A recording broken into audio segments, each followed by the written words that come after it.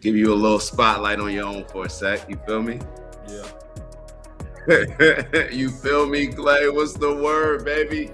Man, what's good? As y'all are joining, make sure y'all like. We're gonna boost this algorithm on New Year's Eve, the last day, 2025, man. Sir. The last day. How you feeling? The last pod, man. I'm good, man. Feeling like I'm going into the year with direction, emotionally, physically, spiritually, and I'm eager to get it started. Feeling purposeful, man. Yeah, I'm eager to get it started. Feeling purposeful, man. Burn the ships. Yeah, burn the boats, man. Burn the boats. Right? It's time to burn the boats, man. You gotta tell the people what burn the boats is. Oh, let's turn this music off.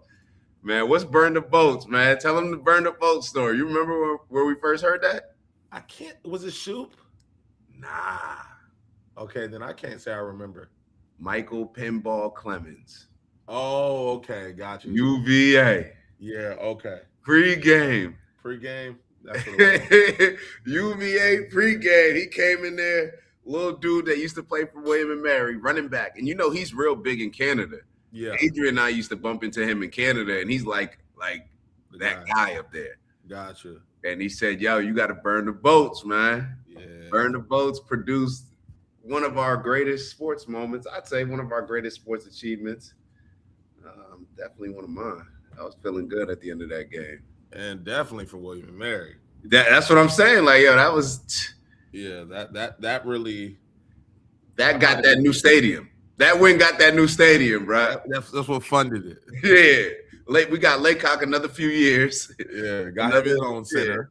Got him his own peanut butter and jelly wrap. You know, no, he already had that. But remember the Laycock that might be the biggest win in history of that school. And then the way it went down, like, oh yeah, it was real swaggy, man. Yeah, like we finna bully y'all boys, man. We expect to win. Yeah. Shout out to Maya. I wonder if she's up. Shout out to those UVA heads, man. What we got? Shout out to Finn tapping in bright and early. Choose your enemies wisely. Be a representation for the people that wish they could say the things you're saying. Become the voice for the silent majority. That's literally what that post was saying, as far as like, that's how you, and this was more, I guess, on the negative side, I guess, when we think about the cult following, but they were saying that's what you got to do as a cult. Figure out what you're fighting against. Figure out what you're fighting against, and then be a representation of the silent majority that also wants to embrace that fight, but may not be willing to say the things that you're willing to say, or push people and hold us accountable to the same thing. So that's it right there. Yeah. That's it right there. Shout out to Big Bro Steve in the building. Good morning to all. When excellence becomes your standard, what's up, average becomes uncomfortable. Let's swing for the fences. That's the energy, big bro. That's the energy. We're swinging for the fences, bro. Burn the boats. We ain't got nothing to go back to. Like, this is our new home. Like, it's only up from here. Like, yeah. Mm-hmm. You could leave life right now. Let that determine what you do and say and think. Marcus Aurelius. You know what's funny? And by the way, we got to watch that new Avatar. I didn't even know there was a new Avatar out. You said you saw it? I've been seeing the commercials for that. Okay. Avatar is, I think, my favorite movie series. Have you seen them? Oh, my bad. I was distracted by the comments. What did you say? No, Avatar. I was saying Avatar is my favorite movie series, I think. Okay. I did enjoy them. I just need to double down and go really watch them with the purpose of, because they were some long boys. I think you got to go back, especially with you where you are, like looking up your history and everything like that. Yeah. And all this colonization, because I didn't watch the first Avatar. So I did. When the second Avatar came out, I just went to go see it with like Maya and the family, her family. And and I was like, yo, this is Avatar? Like, so then I doubled back and watched the first one. And I'm like, bro, like this, I had no idea that it goes through the whole process of understanding how maybe certain land is conquered, colonization, like it's telling the story, like how you connect to nature, like all this stuff. I'm watching this movie and I'm like, yo, this is giving the game away. Oh, Finn said he's going to watch it on Saturday. Man, we may have to do a review. We'll do a review. Review on the Finn said he's going to check it out on Saturday. Yeah. I see you, Phyllis. What's up, Phyllis? Good morning, fine Yeah. people. Good to be on time this morning from rainy San Diego. It rains in San Diego, I was just gonna say. Oh man, it rains in San Diego. It looks like Ella Relly, 2 p.m. here. Ellie in the building. Yeah. Shout out to Ellie, man. I was liking Ellie's energy yesterday. Yeah, that's dope. Yo. I like that. Shout out to you, El. Ed Divine, shut up. El Relly. Yeah. This is a networking site, not a minority crime. Who's a minority? Yeah, and fix your avatar, my boy. Yeah, anybody no minority out here? You haven't been paying attention to Nick Fuentes. We are no longer. Nah, let me stop. Don't be calling me no minority. Wait till 20. What's the year? What's the year? Oh, Maya in the building. Oh, Maya in the building. I ain't even wake her up. She off today. I said, let her sleep. I ain't bother her. Shout out to Professor. Good morning and Happy New Year's Eve. Happy New Year's Eve. Finn said, yeah, me and the girls watch Avatar on Saturday. All right, we're going to have to go check that. Yeah. Avatar, bro, that's so mid. I don't look. I'm telling y'all, I just like Avatar, and I get it. And Abuhan, I challenge you to go back and watch them. Matter of fact, the reason why I like Avatar, see, I looked at it as a history movie, man. Like I feel like I watched Avatar and I learned more about how the world works than perhaps my entire high school education, elementary education, middle school education. Like watching that movie, and maybe that's just the time period that I saw sometime. Whatever, I'm standing on it. That movie, if you go back and it teaches us about humanity, bro. It teaches us about humanity, tribalism, all these issues that we're facing right now, all the issues that we've probably faced since the beginning of time. That's exactly what Avatar is, in my opinion. But I don't know. Abuhan said it's mid. I don't know. To each their own, I guess. What are y'all voting? Thumbs up or thumbs down for Avatar? Overall, it never rains in Southern. Maya got me singing that. That's what everybody was thinking, though. It never rains in Southern California. Sing. Shout out to Unk in the building. Grand Rising to all. Starting out with a busy day. Getting to it. All right, let me make. All right, I think we all caught up. All right, Glay, I got to show you something today. I put up a video about it yesterday, and it's just an example. And we've been watching a lot of videos, with Patrick Bet-David, and I wouldn't say that I've been coming at him, but definitely on this video yesterday, it presents a problem, and I highlighted it, but I want to go over it with you. I want to go over this with you because I think what's happening right now is that we are getting propagandized into getting into the next wars. Can't even say the next war, but the next wars, whether it's Iran. And recently, I'm not sure if you've been hearing, but they've been saying like Iran declared war on us. So I'm like, hold up, what? Like Iran declared war on us. And I started to think about whether it's, Tucker who sat down with Putin. I think Tucker sat down with somebody else. I forget what position he was, like somebody in the Middle East. Well, he sat down with somebody recently from Qatar. Qatar. I think that's the proper way to say it. I don't know. But bro, what? You know that's not how they say it. That is, bro. We say Qatar. They say Qatar. Oh, so when we were watching that video with that guy, remember we did the review and I was like I think we've been saying it the wrong way. Oh shit. Yeah, like most people that I know that I would think are more familiar with, that region, they say Qatar. I believe Qatar or Qatar. All right. They don't say Qatar. Like, so I sound real. Damn, I stand corrected. Westernized, like. Yeah, I stand corrected. That's my bad. I had no idea. Yeah, no. I'm being. Now, I still don't know what's right, but I'm just leaning with that way because, whatever. But we're getting pushed into this next war, and it's obvious in all these different areas, in my opinion, whether it's Nigeria, whether it's Venezuela, and then with Iran, there was a let's just go to the tape. Let me just go to the tape. Let me just go to the Yeah. and then you can respond accordingly. All right, we got it. You can see it on the screen, Glay? Yep, we're good to go. Right. Oh, it makes us seem like we on the same show. All right, good. I like this. Oh, media status. Let's get it. What does it do? Huh? If you made it one smaller, what does it do? This the smaller one? Oh no, too small. We don't look like the bosses. Yeah, nah, we gotta look. Yeah, we can't be like, not with PBD and Valuetainment, not how they've been behaving lately. All right, let's get to it. Iran is upset, and they came out flat out, no longer holding back. I mean, it's not like they've been holding back for 46 years, but Iran declares total war against U.S., Israel, and Europe as Islamic Republic seeks to expand nuclear facilities, meaning we don't give a shit if you want to do it because the sanctions right now are so bad in Iran. Let me read this to you. Iran. I kind of want to just play because I need to put y'all in the moment. So I reviewed this video live yesterday. Reviewed it live.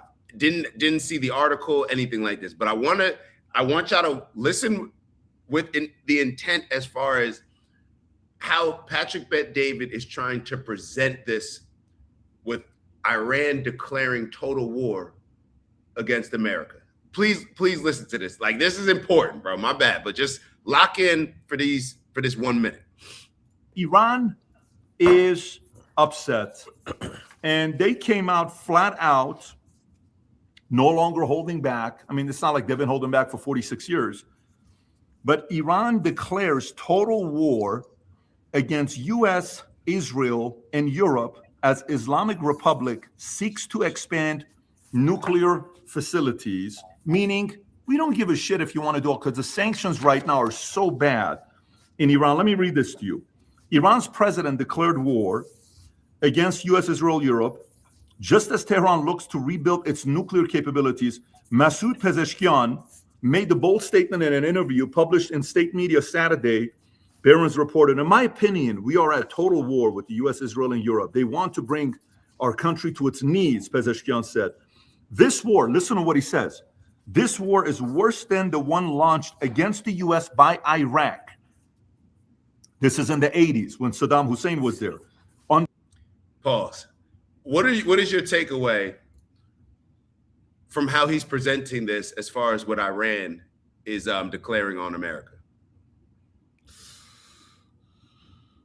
I'm going off of the tone. I'm still listening, but I'm going off the tone really, where it's just like he's really trying to frame it and set the tone. Like, as far as them shit popping off, it sounds like Iran is an aggressor. Would you say? Yeah. Okay. Like it's up. Okay. He just finished off the statement. I'm going to go back 40 to 40 seconds, and I want y'all to listen to what he says when he describes Iran declaring this war. Listen to the words that he mentions. Statement in an interview published in state media Saturday, Barron's reported, in my opinion, we are at total war with the U.S., Israel, and Europe. They want to bring our country to its knees, Pezeshkian said. This war, listen to what he says. Right here. This war is worse than the one launched against the U.S. by Iraq. This war is worse than the war launched against the U.S., America, by Iraq.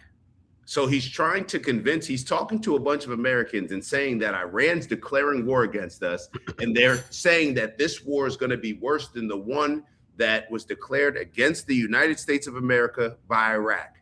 We know that Iraq and the U.S., we've been, famously, for the wrong reasons, that's the one where Madeleine Albright was asked a question about, was it worth the cost of killing 500,000 children? Because that's how many kids have died in that conflict. And that's when we supposedly went in there for the weapons of mass destruction. Okay, boom. So we're aware of that. I decided to go to the article that he was reading because I couldn't find any video because I wanted more context, because people kept taking out like just the total war or full-on war, like Iran declares, and then you would see the quotes, total war against European nations and America. So I'm like, hold up, bro. I got to see the video for this. Couldn't find a video. I'm arguing with ChatGPT because they're saying that it happened. And I'm like, yo, that's bullshit, bro. Y'all are putting out a narrative that's going to get people killed. That's going to get people killed. Y'all are allowing a BS narrative to come out. And I'm going, and ChatGPT, they're apologizing, doing the whole thing. Like, yes, you're right. We shouldn't have framed it that way, but whatever. So then while he's talking, I see him post part of the article. And later on, like maybe 30 seconds into it. So I decided to look up the article. So look at what I see on this article. Look at the first thing. Does this sound like, can you see it on the screen? Mm-hmm. Does this sound like a president that is declaring war aggressively against America and Europe? In my opinion, we are at total war with the United States, Israel, and Europe. They want to bring our country to its knees. Sounds like to me, now maybe my bias may be creating some sort of blind spot that I'm not able to see this clearly. But when I read that, it sounds like he's saying they are, because of what they're doing to us, we're at war. They're trying to destroy us. They're trying to bring our country to its knees. Right. I don't think that go ahead. I'm sorry. Yeah, no, I see what you're saying now. You get what I'm saying? Like he's saying, in my opinion, we're at total war with the United States, Israel, and Europe. They want to bring our country to its knees. Then the most vicious statement, or the most vicious mistake, in my opinion, that Patrick Bet-David made. Patrick Bet-David said that the president, this guy right here, said that this war will be worse than the one launched against the United States by Iraq, the U.S. by Iraq. Look at what he actually said. This war is worse than the one launched against us, not the U.S., against us by Iraq. Okay.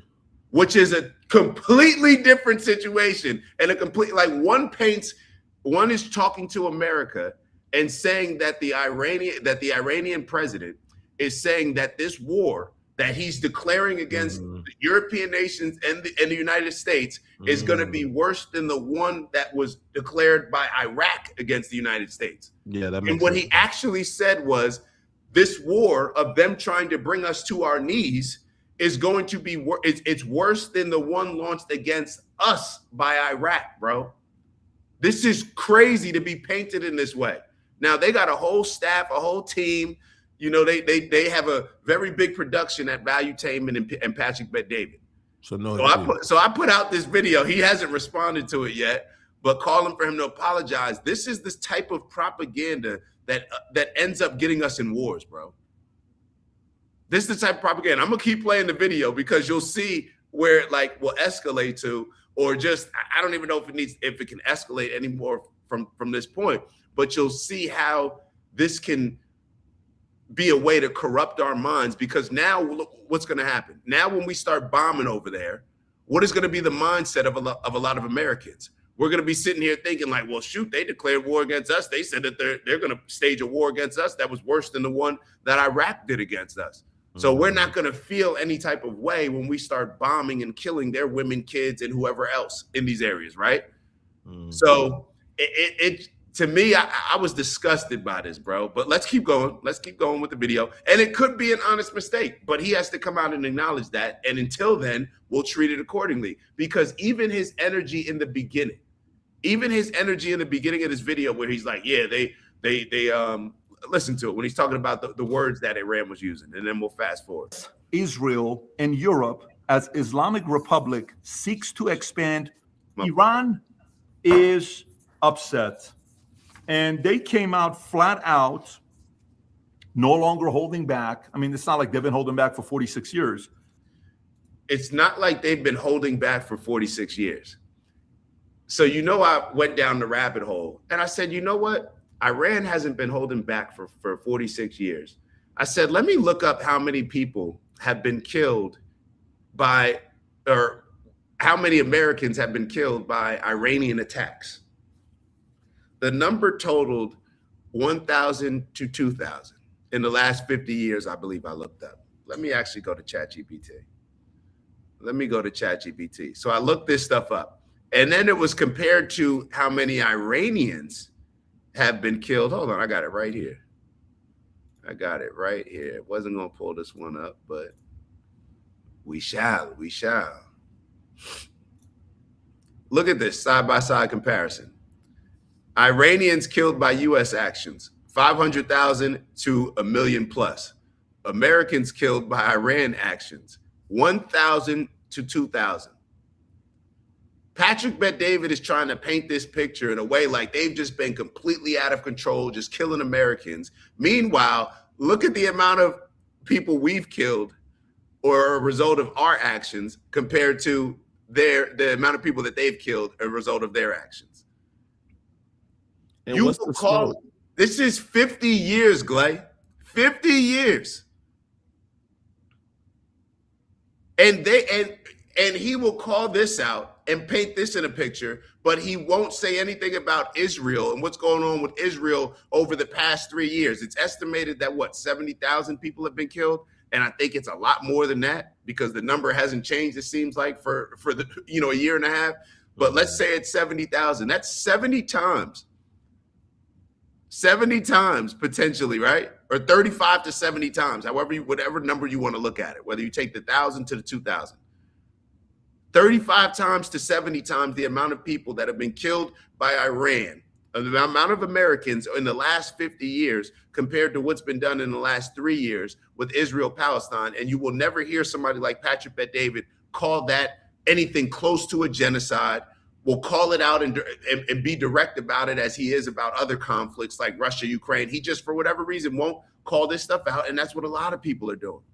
And these are the people that are now painting this picture and pushing this propaganda on us to where it's gonna lead to another war. It's gonna lead to another war. And it's like Patrick Bet-David is trying to be a white American so much. He wants to be in the club so badly. It's like, bro, like just from the standpoint of why do you think that they shouldn't be able to defend themselves the way that other countries or the way that Israel, let's say, is able to defend themselves in that region? Why would you think that you're trying to paint this picture as if this is some type of terroristic country? We have nuclear weapons. Why would they not be allowed to? Especially when you look at those numbers. When you look at these numbers right here and this comparison between the 1,000 to 2,000 and 500,000 to 1 million, damn right we need to be able to defend ourselves with some nuclear weapons. Look what look at what the country's been doing to us. So let's keep going back to the video. We'll look at it a little bit more, and then we'll move on from there. This is in the 80s when Saddam Hussein was there. On closer inspection, it is far more complex and difficult. He said in a reference to the 1980 to 88 war with Iran's western neighbor, which when I lived in Tehran during those 8 years as well, the claims come amid UN sanctions on Iran, orchestrated by France, Britain, and Germany due to the regime's continued pursuit of nuclear weapons. It also followed the 12-day war with Israel in June, when the Jewish state obliterated much of the Islamic Republic's nuclear capabilities with the assistance of devastating U.S. strikes. As tensions between Middle East rivals ramps up, a Tehran-backed candidate is also likely to win a major election to a leading role with Hamas. Khalia El-Hayya, a Palestinian politician, is expected to beat out Hamas's chief Khalid Mashal in an election for head of the group's political bureau, which could be decided in the coming days, sources told Saudi Arabian outlet Asharq reported. Let me give you some numbers, folks, before Adam, I come to you. Rial is like a dollar. Rial, their currency is Tuman and Rial. Like we have the. What does this have to do with anything? The currency. Like he goes on, I don't even want to bore you out with all these details, but he goes on to talk about, in my opinion, things that are, no, shut up. Let me play the video. My bad. Dollar, that's what Iran has. In 1979, when the revolution happened and a lot of Iranians escaped and they brought their dollar, their money from Iran to here, they had, for every dollar, it would cost you 70 rials to have a dollar. So if you had 7 million rials, you're probably coming here with $100,000, just to kind of give you some numbers of what it looks like. Today, each dollar today in Iran is 1.437 million 500 rials. You want $1? You need that. Bro, I'm not watching that. I'm sorry, bro. I'm sorry. Let me move. I want to. But first, Adam, I'll come to you and we'll show some of the clips of what's going on in Iran. Adam, so go ahead. Is this the beginning of the end of the Islamic Republic regime? That's a legitimate question. So, I'll pretend I'm a politician for a second. You know how politicians ask, is your life better than it was 4 years ago? Yes or no? Vote for me to change. I'll ask the people of Iran, I'll ask the people of the Middle East who have suffered through this Islamic terrorism regime. Is your life better now than it was 5 years ago, 10 years ago, 46 years ago when the audacity, the nerve of a Zionist Jewish American who supports Israel blindly to be talking about, is your life better with these radical Muslims in your region when he is a Zionist who's supporting Israel? Why don't you ask the Palestinians if their life is better, Adam, with Israel in the region? This, the audacity is off the chart. Let's keep going. Ayatollahs took over Iran? No.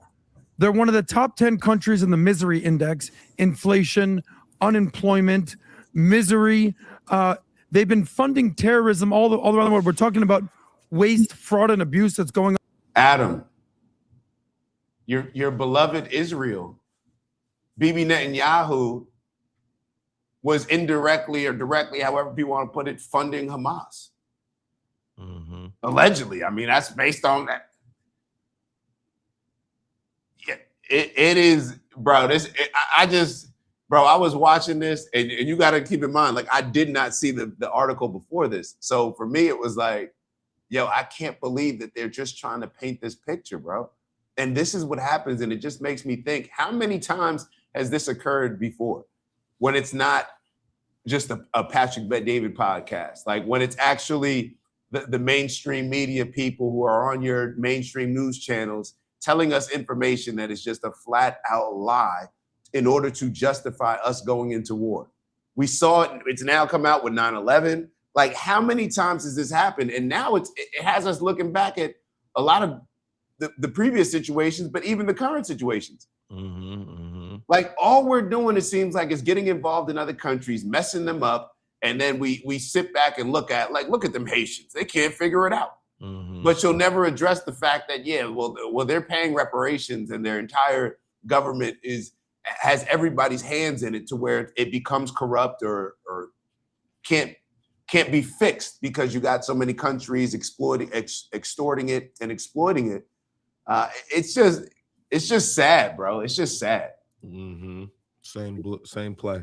Same play, bro. It's the same play over and over. Let's keep going. In Minnesota, Somalia, California, how much waste, fraud, and abuse has happened in Iran, funding terror networks all over the Middle East, all over the world, for what? So you have no money? And most importantly, and here's the kicker, have no water? This is a desert, barren land. And Iran is struggling with food, their economy, and drinking water. Walk me through. Tehran faces intensifying water crisis.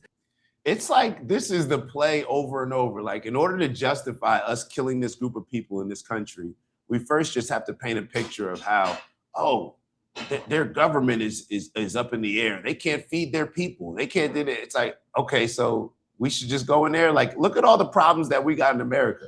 If somebody's looking at it, that homeless problem, this LGBTQ issue being pushed on the kids. You got the college kids getting in trouble for protesting. All the what makes us this just superior moral country? What makes us morally superior than all these other countries, which we feel so comfortable just getting ourselves involved in? And it's the people, bro. We allow this stuff. Mm-hmm. We allow it because we're not aware of it. We don't do the deep dives. We just sit back while our country just exploits all of these other countries. And this is how it's like, is anybody surprised, bro? This is how all of these countries were founded. This is how all of them were founded. What you got, Glad? It's this same play. Let's keep going a little more. As reservoirs decline. So they've been pouring all this money into Hamas, Hezbollah, the Houthis, trying to tear down Israel. And look where they are now. Their people are desperate. They're revolting. Women are refusing to wear a hijab. They've killed more people in the last year than ever before in terms of their own people, hang their own people. And how have your people been served by this? So you're going to lose people when they don't have water. You're funding terrorism, but nobody has water. So, and now are they changing? Are they shifting ideology? They're doubling down on dumb now. Now they're saying, we're going to full-on war against America, Israel, and Europe. You just got your ass kicked, Islamic Republic of Iran, and now you want to double down and try to reduplicate your nuclear strategy? The Ayatollah... Like, the way he's painting this, bro. They're not declaring war on America. They're saying we are at war based on the things that America and the European nations are doing to them. Right. This is what creates radical voices, bro. And I'm not sure, I don't know if this is how civil wars are created or started, but this is what creates radical voices, because people will sit back and you see this play being ran on us, and eventually you get tired of it, bro. Eventually you no longer want to support that, and now you're pushing against that.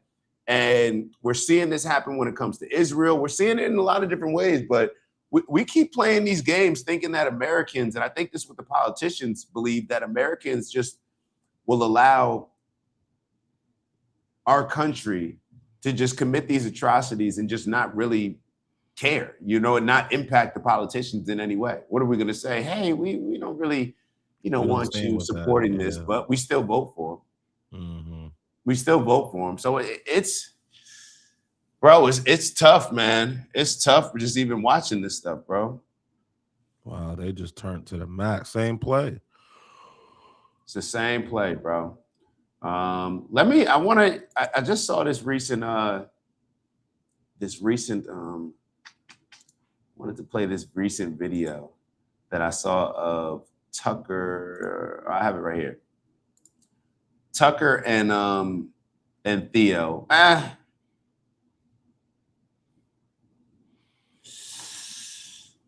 Do I want to go that route?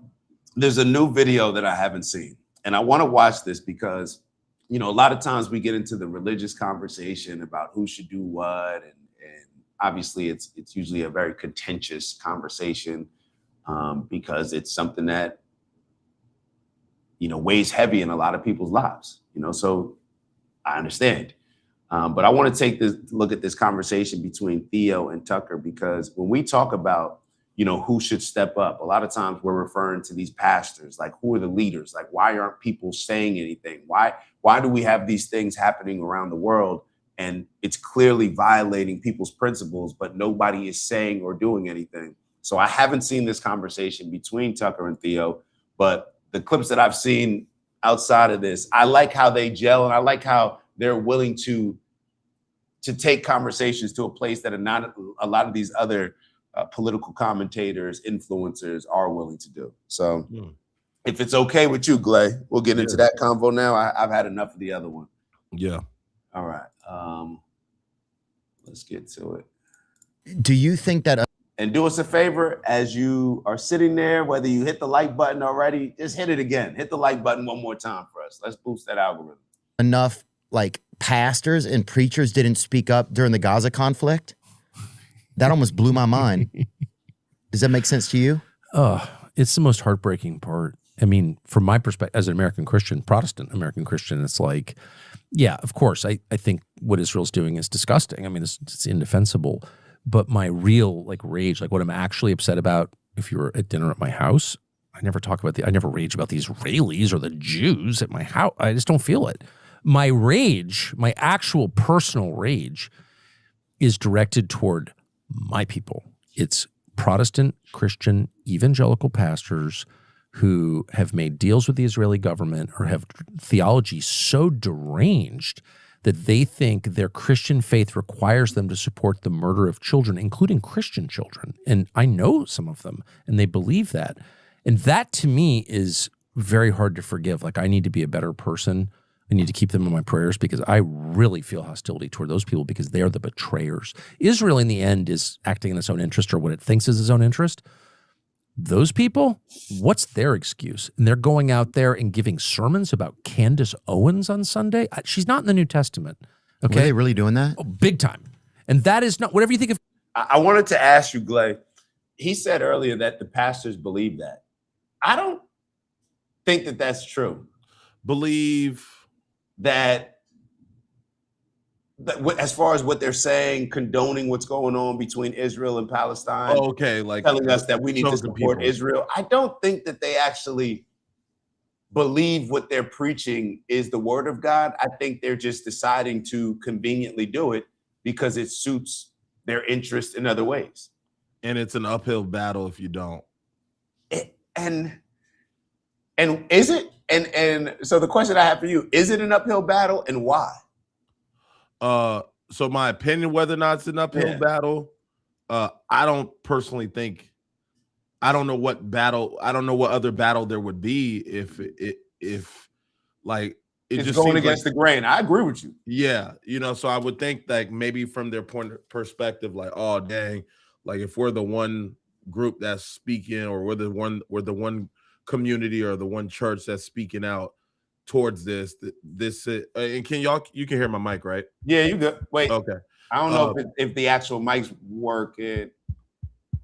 Yeah, I think we got you. Okay, cool. And then so it makes it obviously a lot harder for these leaders. I mean, we got to think the people that are leading churches at this, I'm not sure what their ages are, but I don't think they're like 32 years old typically leading these churches. So you've got older people that are kind of just really set into just maybe not really going against the grain and just keeping their churches a very calm, relaxed. And I think this is why like a lot of churches probably don't even address the topics of like current topics, because you start getting like these opinionated situations and these confrontations and stuff that they honestly preaching 20 years ago did not necessarily require a pastor to say anything. And so now they're either treading water or just choosing a peaceful, aka peaceful route in order to just keep the church what it is, which is a producing business that could possibly also inspire people in other ways. And this is what people are coming for. And, almost on that LeBron James, like, look, man, I'm going to just shut up and dribble. So for the churches, they like, look, man, I'm going to shut up and preach, and I'm not going to address all these things. And that's what I feel like personally has been coming the new agenda. It's just like, yo, just be peaceful, like buy in, because the church has no problem upgrading all the other things. Like when I was growing up, if you didn't have a 3-piece suit on going to church, hell no, you're not walking in there. I see them conforming daily. I see people going into church looking like me right now. I see them doing functions that interact with the youth, dating, learning how to congregate together, out watching football games together, pastors on the mic, like they rapping, playing songs that sound like I've seen the church conform to what 2025 looks in all of areas. But like we talk about, there's just certain areas that everybody just like, y'all want to come do like a Christian mingle, but then y'all don't want to address the issues that could be spoken about that really could be impacting the world. So it's just like they're honestly just staying quiet and trying to stay as far away from it and not be political because they're not trying to foot the bread up. That's why I think maybe that's what they think this is a strategy that may be better. Mm-hmm. It's just a job. And it's Just like a you do it my business and I ain't trying to fuck on it the up. job. Yeah. So you like, I can't mess up my job. Like I just gotta do this job. I definitely get that. And it's like anything else for me. Like, I don't think religion is corrupting people. I think, if anything, like let me frame this. Let me see if I can frame this the right way. Yeah. Unc, is it Unc said I stopped and froze. Let me know, Unc, if I'm am I jittery. Sometimes me and Dak can't see things. So yeah, because he didn't freeze for me. So let us know. Yeah, let us know in the comments if everything is good. My mic should be sounding right, and then my view. But go ahead, Dak. I can hear you. What I'm saying is, like, we shouldn't have to rely on any teachings to understand like certain things that are happening that are just completely wrong. You know what I'm saying? Like it's not, and perhaps in a lot of our conversations, it may come across as that, but it's more so, I'm just trying to figure out how we can hold ourselves to certain standards to where we'll see this in a clear way where this is not allowed here. You know what I mean? So obviously, when you stand up there and put on that jersey of a religious leader, I think people should hold you accountable to those standards. So it's just very hard to think that these people aren't being very intentional and purposeful as far as, instead of it being just like, oh, they're just ignorant, they're naive. I don't think that these pastors are ignorant or naive. I don't know. Remember, that's our focus this year. Yeah, we're not assuming anybody don't know. We're always assuming you know. We're always assuming. We're no longer giving grace, benefit of the doubt. We're not dealing with children anymore. If you're over the age of like 27, I'm just going to have to say you know, but it's a different discussion if I say you don't care. Now we can have that conversation with the same playing field. But I don't know. No. That one, you can't get that off no more. Is there this is going to take the conversation in a completely different way, perhaps, but as we think like from a solution-oriented standpoint, is there a way for people to unite and say, yo, we're not supporting this anymore? We're like, what is the best way to go against that? I guess, and maybe it's not a question for us to answer right now, because we've looked at it in different ways. You know, we're willing to look at it maybe in different ways that other people are not willing to look at it. But understanding that, okay, you know, nothing may be off the table for me. Something may be, you know, hey, we gotta, you know, we can't touch this one right here. So we have to figure out a way, I'm thinking, or do people just accept that this is just what the world is? You know, eventually, you know, two different countries are going to have such a disagreement where one may press a button and then send off a nuclear weapon, and then that sets off everybody else to start pressing their buttons. Like, have we just accepted that that's where it will go?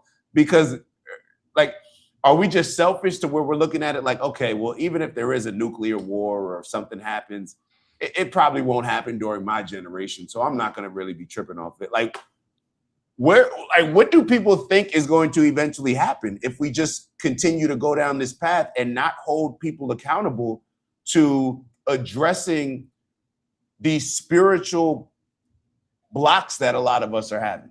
I don't know how else to describe it. But what is the alternative?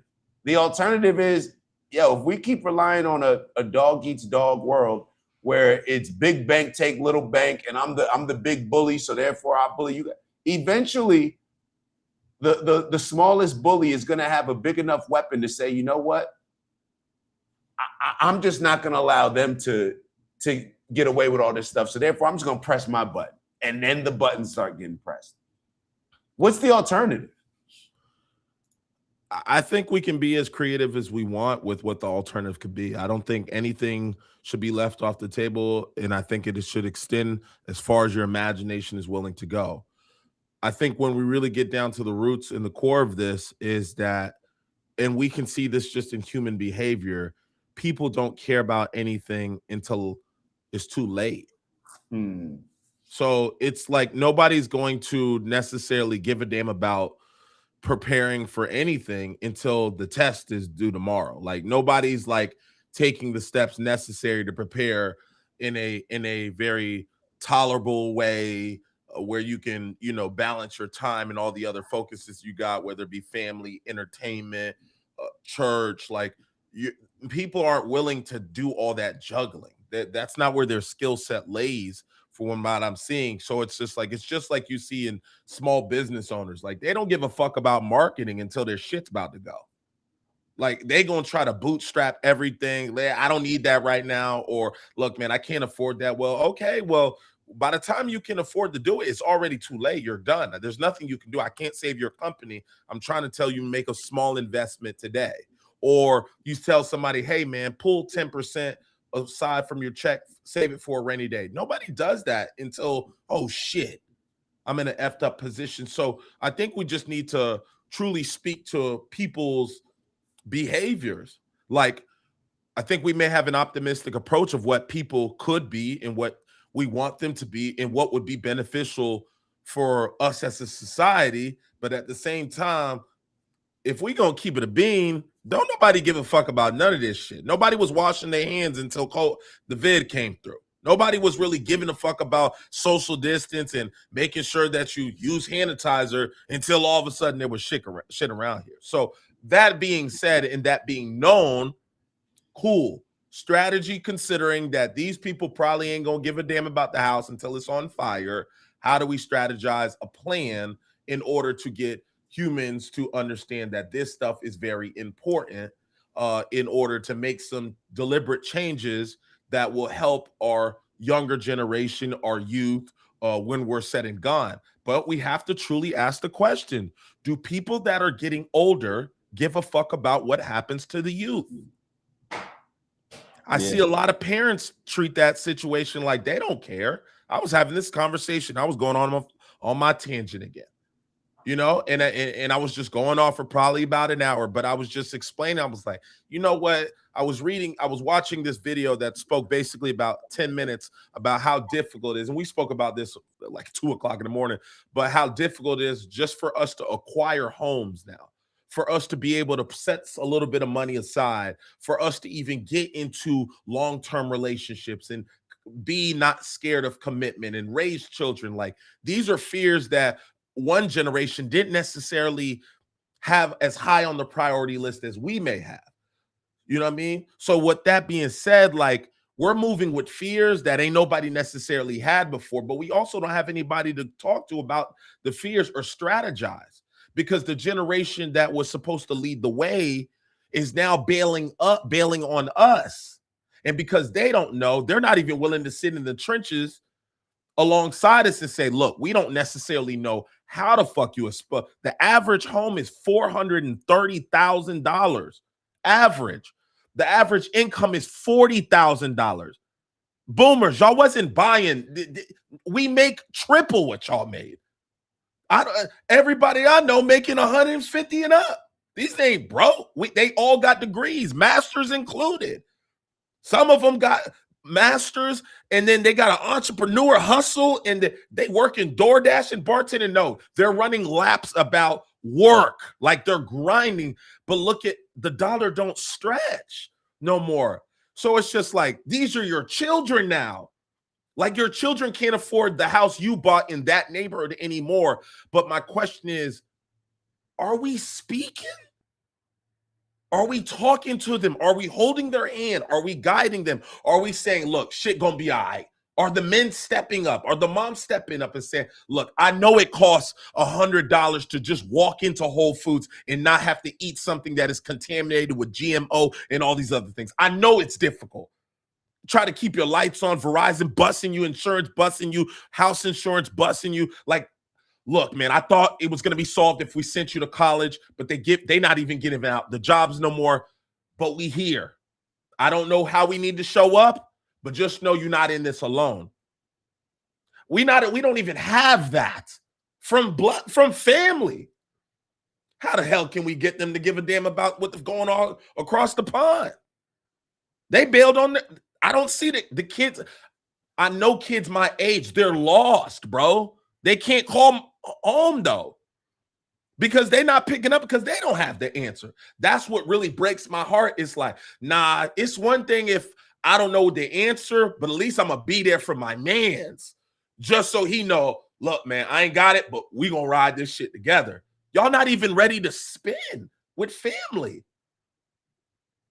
Your kids are heartbroken. Bro, you think your daughter wants to be single at 30? Ask yourself that question. You think she doesn't want you walking her across the stage in your white gown and be so excited to be married? You think you're going to ignore that probably does not feel good to her? We're not going to talk about why she's 30-something and now she's freezing her eggs. We're not going to speak about They're having to freeze their eggs because they're not getting married because they're so committed to their careers because they can't afford the 1 bedroom. Y'all not going to talk about that. You was married at 22. She's 36. Aren't you going to say something? No, just ignore it. Don't say nothing. They'll get better. Oh, okay. So when I see that behavior towards that's and we always talk about me, you, Steve, we talk about just community and family. Bro, before we can even address anything outside of that house, we better be okay with addressing the shit in the house. But we not even addressing the shit in the crib. They not even gonna tell you, like, look, sweetheart, let me pull you aside. I got married to your father at 23 years old. We were on a 1-income home. I stayed home to take care of the child. He went out and worked. That was our teamwork. I understand this shit is completely a fucking different war zone now.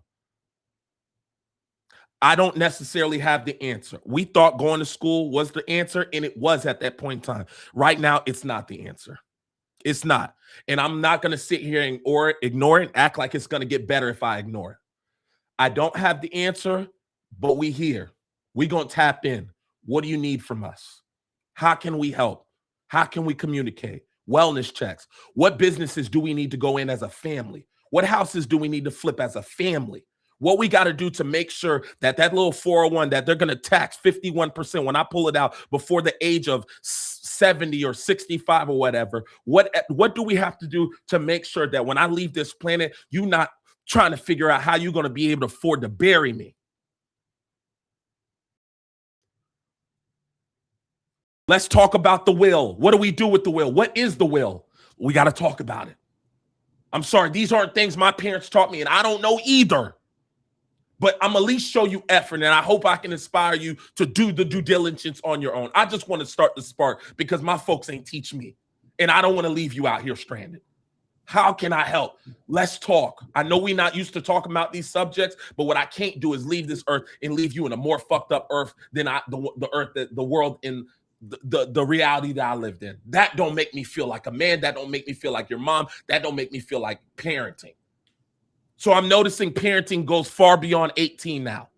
Look, my parents they didn't have to be involved after like 19. I'm seeing now we got to be involved through 30s, 40s, and 50s. This game different. America's playing a game that they switched up the rules on us at halftime. My rules are dated. But I tell you this, as long as we stay close-knit as a community, we can make something shake. It ain't over with.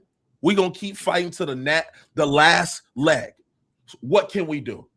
I'm not seeing those conversations, bro. I'm not hearing the kids telling me, look, man, my parents did say. I'm not hearing that because we have a communication problem. The ego don't want to be addressed. We don't want to talk to this. We don't want to address certain things. We don't want to address like, hey, man, I don't know if your daughter at 36 who is drowning herself in work, I don't think she feels good about not being married, to be honest, knowing you were married at 21. She thinks something's wrong with her. You should talk to her about that. Not just ignore it so she just keeps a straight face, smiles, and keep collecting the check and makes you feel like she's so fucking happy. It's not the truth. I'm just being honest. I think your son is scared. Why is he scared to get married? Well, look at the things he's required to do. He's got to figure all this out. And when the shit hits the fan, guess what? It's all on him. And if he doesn't do it, guess what? They call him, they tell him he's not a man. Until I start seeing people that have the wisdom, have the tenure, have the time, the people that we give, the OGs, the ones that we give so much respect for just being around here longer than us, start stepping up and understanding, damn, bro, I'm not leaving them worse than I was coming through. And I don't know how we going to address this issue because we're not taking it personal. You take overseas personal. You take human life, regardless color, race, gender, what they believe in, personal. It is a personal problem to you. Until I can make everybody make it feel personal, I don't know how to make them to change. Because a lot of these people don't even take their own personal lives personal. They're passive with their own lives. How can I get somebody to not kick the can down the road if they ain't never picked up a can to begin with? They're not interested in that. Requires too much work. I think there's just overall, I'm with you 100% on everything you just said. And I want to go down and connect, like from a parental standpoint to a spiritual leadership standpoint. There's a lack of accountability across the board. And there's a lack of us even putting pressure on the people who should be the leaders and declare themselves the leaders. We won't even hold them accountable. And I want to highlight real quick what Robert said. Robert said there's lots of Jewish and Christian denominations that don't support Zionism. This theology is not shared by Catholics, Orthodox, or most mainline Protestants. That's kind of the point. If there are, let's look at it this way. Are there really a lot compared to the ones that do support Zionism? And if there are a lot compared to the ones that do support Zionism, how is it occurring? That's the point that BK has been, when he says, when we gonna spend, that's the whole point. You just said there's lots of Jewish and Christian denominations that don't support Zionism. So how is it flourishing? How is it flourishing? And the reason why it's flourishing is because where are all these people that don't support it? Why aren't they speaking out? Why aren't the good cops calling out the bad cops? We talk about this all the time. And this is the point that I was making the other day when I said I realized that people who use religion for the negative things, for the demonic things, will always be more powerful than the people that use it for the quote unquote good, because they're willing to go to certain lengths and to a certain extent that the other quote unquote good folk haven't shown that they're willing to go to. They're not even where there's a lot of Jewish and Christian denominations that don't support Zionism. Where are they? What are they doing? Are they here? Like, are they going over there? Like, I'm just wondering, like, if this is the most important thing, like when we look at this, nobody wants to accept accountability. It's like us being on a football team and everybody's looking around like, yo, who's gonna like lead us? He just ran a 40-yard touchdown. They're like whose fault is this? I'll give you two instances. You talked about the parents of these. You were talking specifically about the daughters. Mm-hmm. I don't understand how parents don't look at their kids' situations and say, hey, I need to help with this. Yeah. And it's like, not only do I need to help, but I owe this to my kid. I clearly neglected them in this area. That's how a coach looks at something. If the player's messing up, you know what I'm saying? It's either one of two things. Either you're saying, all right, well, the player just is not coachable. Yeah. And as a parent, you got to take some responsibility in that. Yeah. If your kid ain't listening to you, we have to ask those questions as far as why. Or if the kid is willing to listen, then what about my coaching is not getting through to this kid? We can't just look at it like, oh, kid just don't want to listen. All right, move on to the next. These are your kids. You have a responsibility and obligation. So if our generation is not getting married, is not doing well financially, I don't understand why parents, forget us blaming them. Why don't y'all raise y'all hand and say, yo, this is on us, bro. We got to figure out a way to step in. Even if it's just giving some guidance on relationships, like you said with the marriages. Why do parents not, like, you're in the perfect position. Do you think they're going to get it from somebody they're dating? Do you think if I got an issue already with relationships and I don't know how to communicate, I don't know how to resolve conflict, I don't know how to be in a relationship, was never taught these things, maybe never even saw it growing up in the house. Do you think, so now the kids are going to just figure it out on their own? No, parents, y'all have gone through this. Have these conversations, take on this burden. And it's the same thing from a spiritual standpoint. The reason why you and I always call out the religion, because we are in a spiritual war.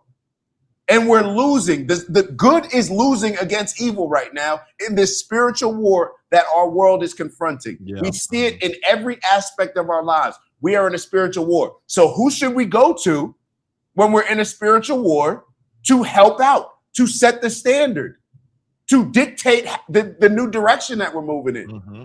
It should be the people that are our religious, quote unquote, spiritual leaders, right? Mm-hmm. So who else are we supposed to go to hold accountable? And the problem is the people, just like the people who are religious don't hold their pastors accountable, the daughters and the kids and the sons, we're not holding our parents accountable. We're not saying, yo, my dad, like, this ain't okay. We need to address this. We need to dive back into this. Mm-hmm. Perhaps I need to unlearn and then learn some things. Mm-hmm.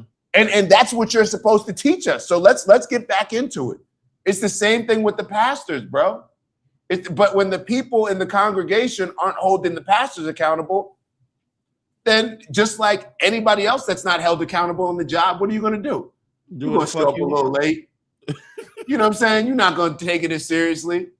You know what I'm saying? Oh, they ain't taking it that serious. All right, I don't need to deliver my A game. I don't need to perform at my best because they're not holding me accountable to it. We don't have enough Kobe's around. No Mamba mentalities to where Kobe's standard, everybody has to adjust to that. We're not. No. You have to bring your. I'm up here. You need to adjust to me up here. Yeah. We don't have leaders across the board doing that.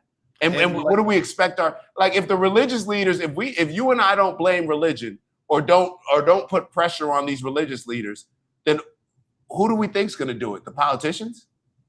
You keep gaming it the way they've been gaming. The athletes?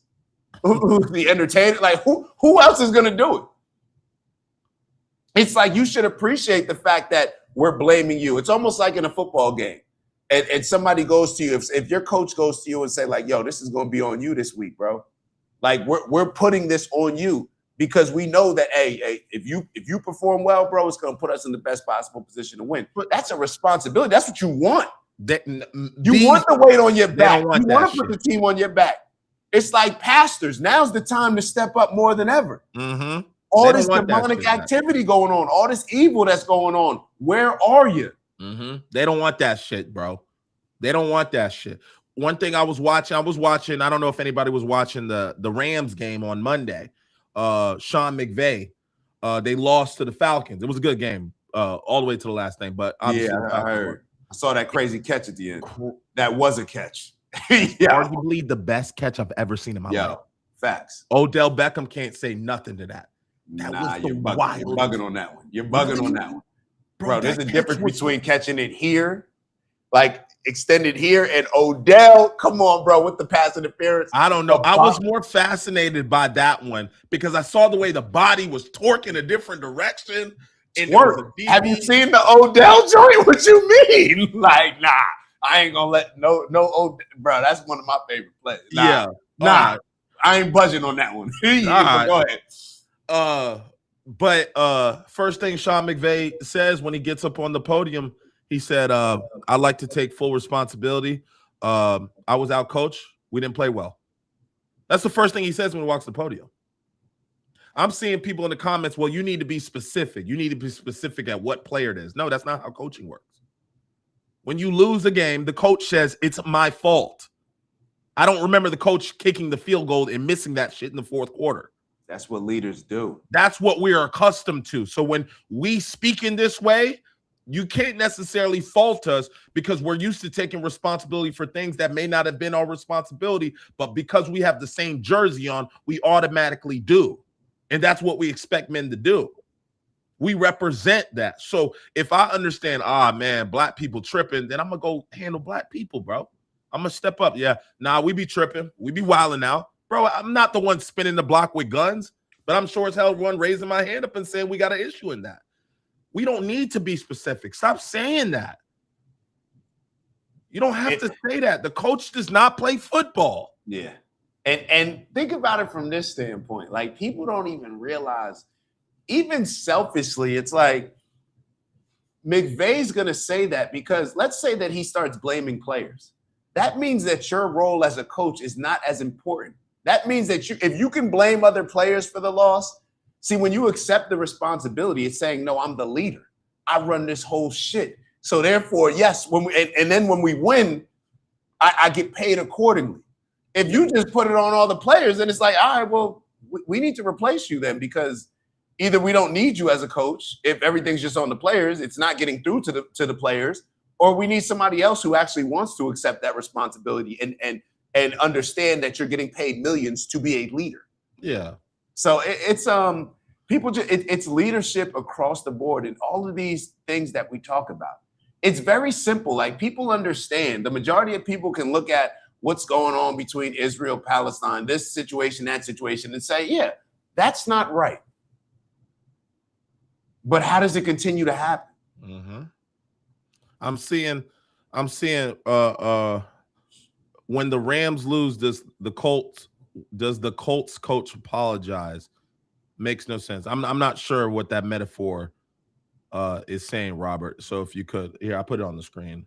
I'm not sure what that When means. the Rams lose, does the Colts coach apologize? Yeah, you might have to resend that one on. Makes I'm not no picking. sense.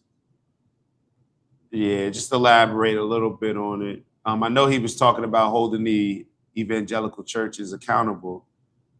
But hold on, like, because Robert wrote, I'm down with holding the evangelical church accountable. It needs to be specific. It seems like it's pretty obviously specific to me.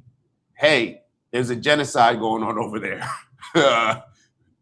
How are you allowing this as a church?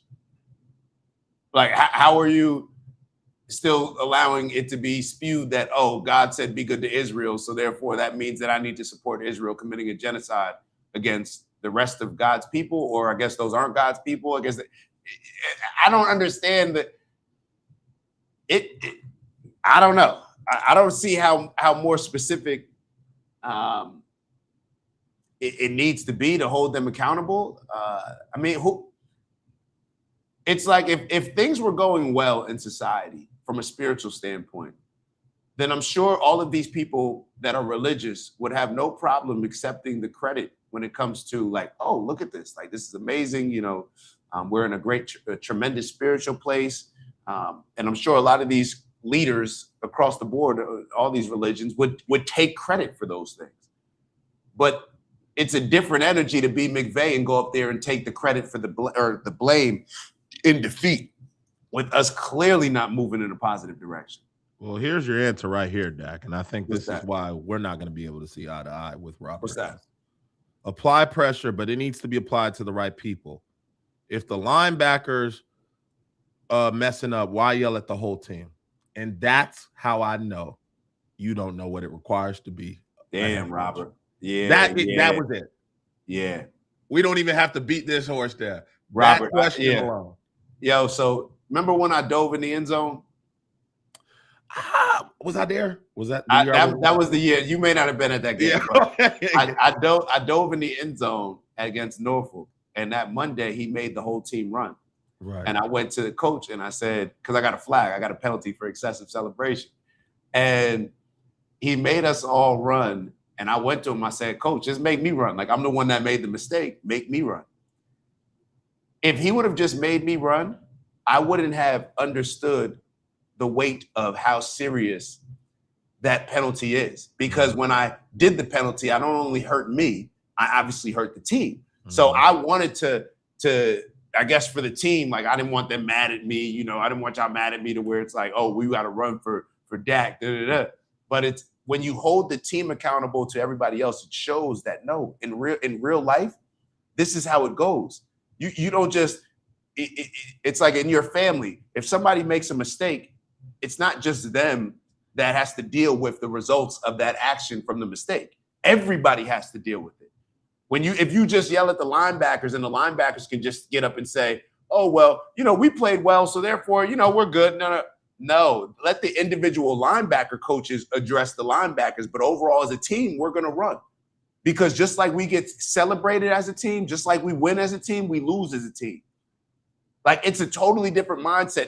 This is the problem, Robert. This is the problem with like, this is the problem. This is why there's no accountability, because people could just sit here and say, oh, well, I'm a good Christian, so therefore, you know, what the rest of the Christians do, I can't really. No, that's your group. That's your team. The problem, right, Dak? This is why.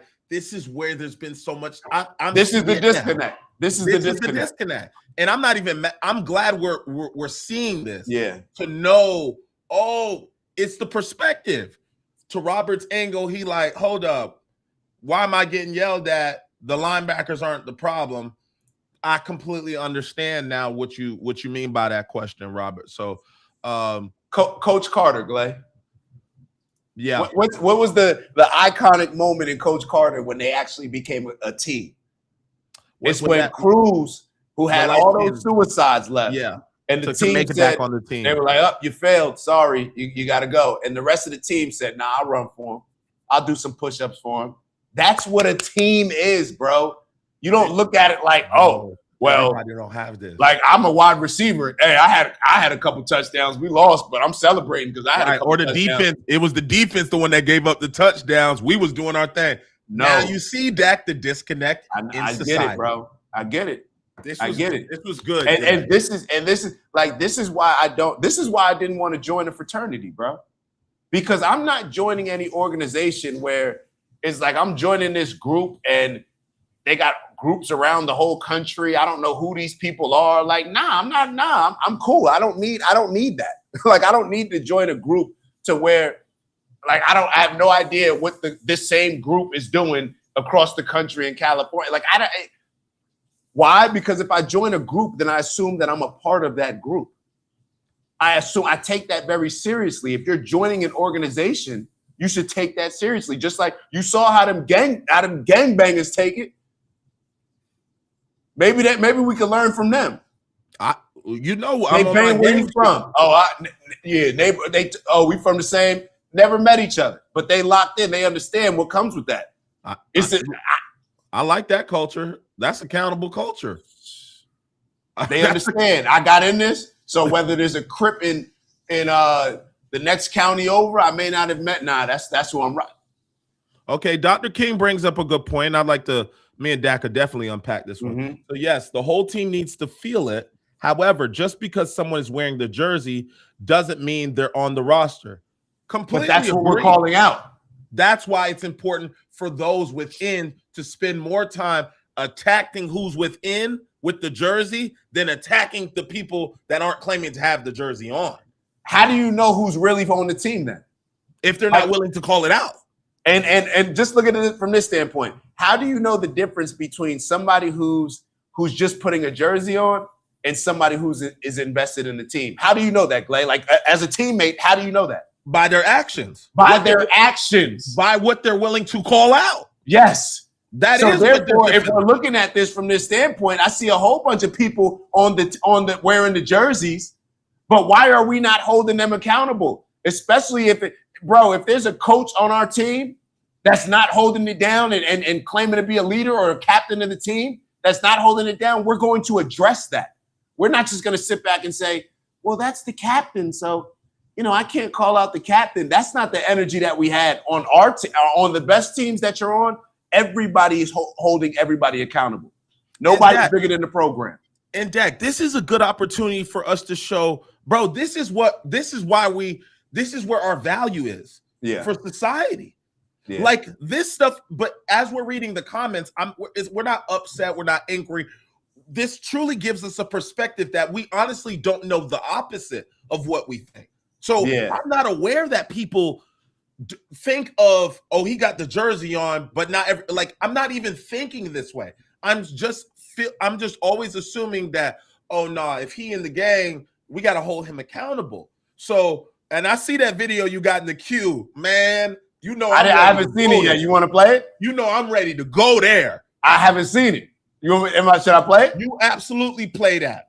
Play it right now? Yeah. Right now.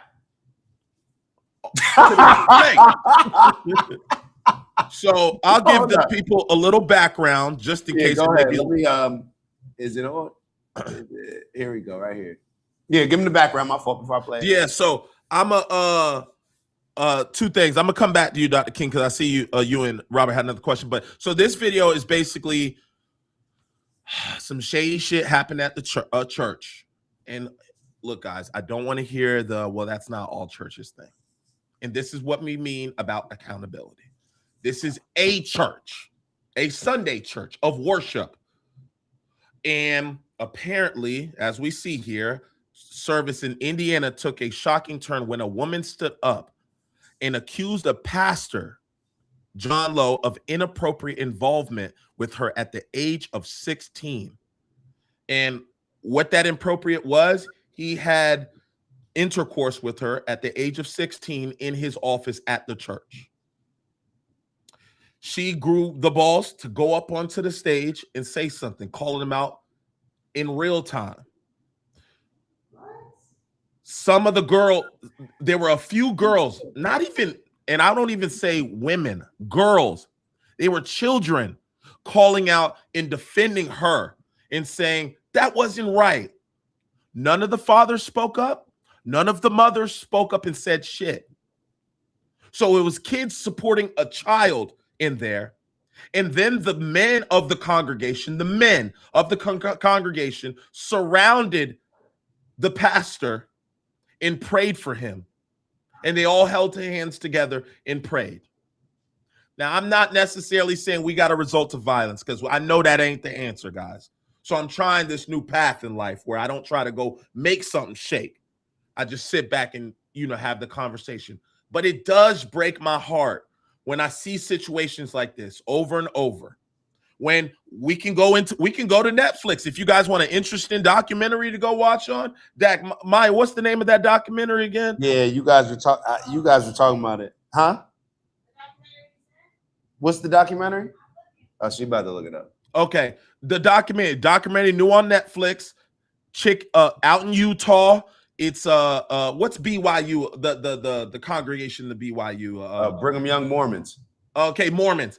Mormons. They're taking kids. They're tying kids up. They're beating their kids. And they're using religion once again. Guys, for us to sit here and keep ignoring what is going on, I think it's just blasphemy for somebody to not want to take accountability, because nobody's going to take it at this point. Mm-hmm. And like Dak always is saying, bro, y'all stepping on the shit we got going. We got some good stuff going on in these churches. And 99% of them, I'm going to just give the benefit of the doubt. 99% of these places are good places. But this 1% is causing a nasty stain. And because we're not even willing to step up when they see shit like this and rally, burn shit down, I don't care what you do, but say something.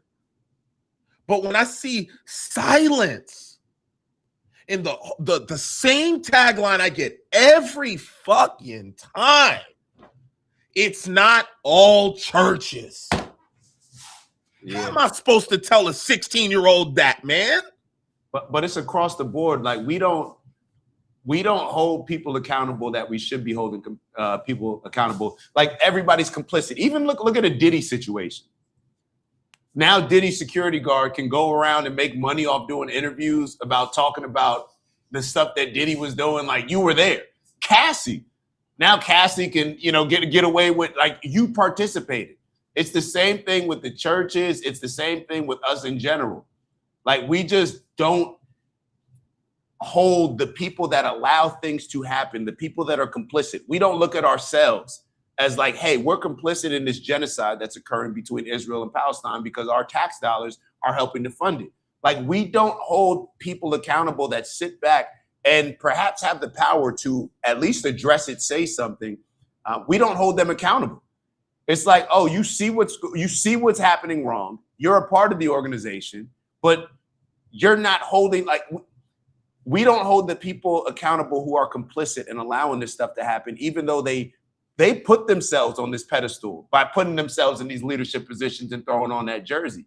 But nobody holds them accountable. It's just an accountability issue, bro. Mm-hmm. So it's called Evil Influencer on Netflix, the documentary about the 8-passenger lady, huge lady with like a following of like 2-3 million, partners with this therapist.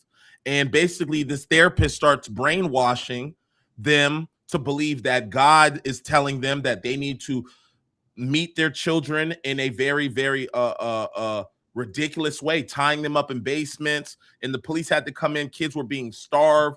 Children were being beat. They were strangled.